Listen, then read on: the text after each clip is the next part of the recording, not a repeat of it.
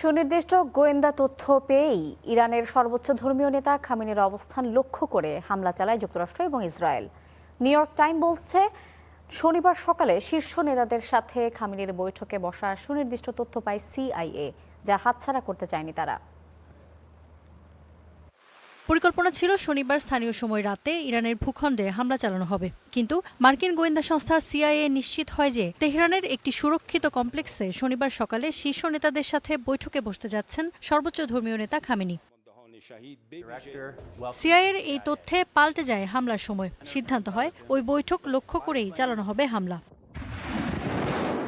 পরিকল্পনা অনুযায়ী তেহরানের স্থানীয় সময় ৯টা ৪০ ওই কমপ্লেক্স লক্ষ্য করে শুরু হয় হামলা। নিউ ইয়র্ক টাইমস বলছে, ওই ভবনে খামেনির অবস্থান সম্পর্কে শতভাগ নির্ভুল তথ্য পেয়েছিল সিআইএ।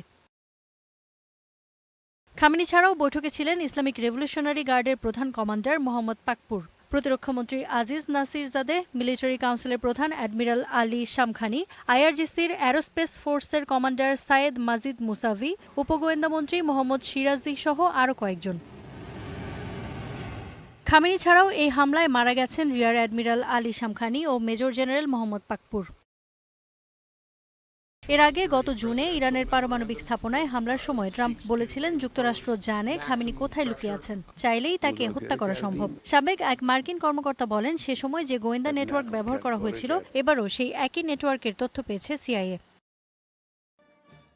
কয়েক মাস ধরেই খামেনির অবস্থান ও চলাফেরায় নজরদারি চালাচ্ছিল সিআইএ। হামলা অনিবার্য জেনেও ইরানের শীর্ষ নেতৃত্ব নিজেদের সুরক্ষায় কেন সতর্ক ছিলেন না, সেই প্রশ্নই উঠছে।